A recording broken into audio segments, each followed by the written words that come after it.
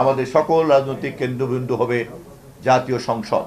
আমাদের রাজনীতিকে আজও কৃত্রিমভাবে সংসদের বাইরে নিয়ে যাওয়ার একটা প্রবণতা কাজ করছে।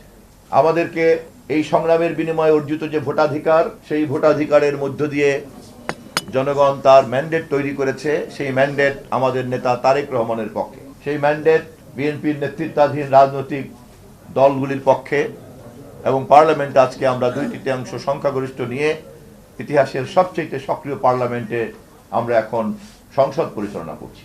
আমরা চাই এত রক্ত, এত প্রাণ, এত বিসর্জন, এত ত্যাগের পরে অর্জিত এই গণতন্ত্র, এই পার্লামেন্ট, এই নির্বাচন, এই সংস্কৃতি, আমাদের সকল রাজনৈতিক কেন্দ্রবিন্দু হবে জাতীয় সংসদ।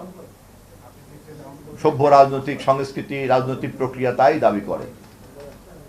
কিন্তু এটা খুবই দুঃখজনক, শহীদদেরকে স্মরণ করতে এসে গত কয়েকদিনের পত্র পত্রিকায় আমরা দেখেছি যে আমরা এই আত্মত্যাগের মধ্য থেকেও পরিপূর্ণ শিক্ষা গ্রহণ করতে পারি নাই বলেই আমাদের রাজনীতিকে আজও কৃত্রিমভাবে সংসদের বাইরে নিয়ে যাওয়ার একটা প্রবণতা কাজ করছে। এত জীবন্ত একটা পার্লামেন্টকে রাজনীতির প্রধান কেন্দ্রে পরিণত করার জন্য গণতান্ত্রিক শক্তির যে রাজনৈতিক ঐক্য থাকা দরকার, তা যে আমরা এখনো সুসংহত করতে পারিনি, তার প্রমাণ পার্লামেন্টকে রাজনীতির কেন্দ্রে পরিণত করার ব্যাপারে আমরা বিজয় অর্জনকারী দলগুলি ঐক্যমত চর্চা করতে এখনো পারছি না।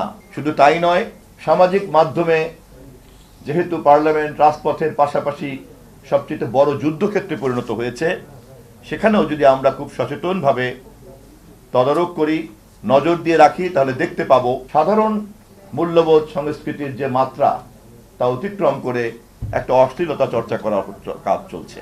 সবচেয়ে দুঃখজনক হচ্ছে এই তৎপরতাগুলির নেপথ্যে যখন কোনো আদর্শের ভিত্তিতে করা হয়, তখন তা আরো অনেক অশনি সংকেত আমাদের সামনে হাজির করে। আমাদেরকে শহীদদের স্মরণ করার জন্য কেবলমাত্রই আবেগ চর্চা করলে চলবে না। শহীদদেরকে স্মরণ করার জন্য কেবলমাত্রই একটা আনুষ্ঠানিকতা চর্চা করলে চলবে না। শহীদদেরকে স্মরণ করার নামে কেবলমাত্রই যদি আমরা আমাদের ব্যক্তিগত অথবা কোনো গোষ্ঠীগত উপস্থিতিকে হাজির করার অজুহাত তৈরি করি, আমাদের বিবেকের কাছে কিন্তু আমরা প্রশ্নবিদ্ধ হব।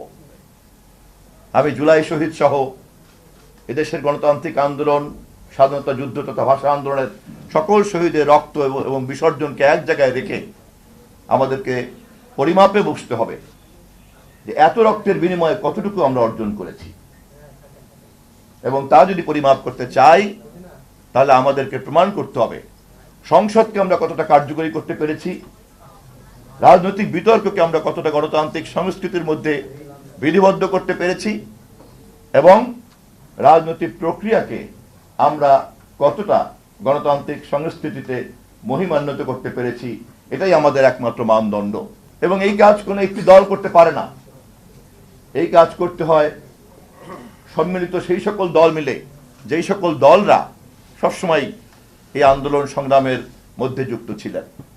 শহীদদের আত্মা শান্তি পাবে, শহীদদের ত্যাগ সার্থকতা লাভ করবে যদি আমাদের এই অর্জনের দাবিদার আমরা যারা, সেই সকল রাজনৈতিক দল শহীদের এই আত্মত্যাগের এই লক্ষ্যটিকে অনুধাবন করি। 2 বছর পরে সকল শহীদদেরকে স্মরণ করতে এসে আমাদের নেতা, আজকের এই অনুষ্ঠানের প্রধান অতিথি জনাব মির্জা ফখরুল ইসলাম আলমগীর, যাকে আপনারা পরিচয় করিয়ে দেওয়ার কিছু নাই, গত 17 বছরের নেতৃত্বে তার ভূমিকা আপনারা দেখেছেন, তার ত্যাগ দেখেছেন, তিতিক্ষা দেখেছেন, এবং তিনি এই ত্যাগ, তিতিক্ষা এবং দায়িত্বের উৎস পেয়েছেন আমাদের দেশনেত্রী বেগম খালেদা জিয়ার নির্দেশ এবং আমাদের নেতা তারেক রহমানের নির্দেশের মাধ্যমে। আজ আমাদের সামনে, আমাদের ঘাড়ে দায়িত্ব পড়েছে দেশ চালনার, আমাদের ঘাড়ে দায়িত্ব পড়েছে পার্লামেন্টকে সক্রিয় করা, আমাদের ঘাড়ে দায়িত্ব পড়েছে বিচার বিভাগকে একটা স্বকীয় মর্যাদায় রূপান্তরিত করা, আমাদের ঘাড়ে দায়িত্ব পড়েছে বাংলাদেশের সার্বভৌমত্বকে বাস্তবসম্মতভাবে সুসংহত করার, আমাদের ঘাড়ে দায়িত্ব পড়েছে বিশ্ব মঞ্চে বাংলাদেশকে অগ্রাধিকারের ভিত্তিতে দাঁড় করানো, আমাদের উপরে দায়িত্ব পড়েছে এত বিশাল জনগোষ্ঠীর ক্রমবর্ধমান শিক্ষিত বেকারদের জন্য কর্মসংস্থান সৃষ্টি করার।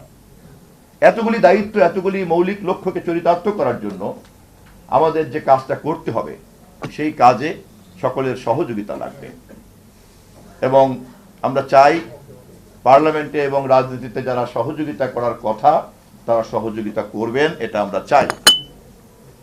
এবং আমাদের পক্ষ থেকে বারবার আমরা আহ্বান জানাতে চাই যে জুলাই সনদে আমরা স্বাক্ষর করেছি, সেই স্বাক্ষরের সঙ্গে শহীদের রক্ত মিশে আছে।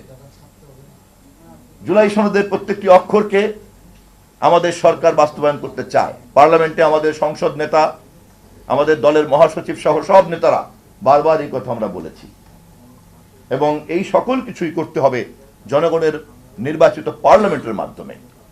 এর বাইরে এই লক্ষ্য অর্জন করার আর কোনো সাংবিধানিক নিয়মতান্ত্রিক কোনো মঞ্চ আমাদের কাছে নাই। আমরা ধীরে ধীরে সেই পথে এগিয়ে যাচ্ছি এবং এই কাজটি ঐক্যবদ্ধভাবেই আমরা করতে চাচ্ছি এবং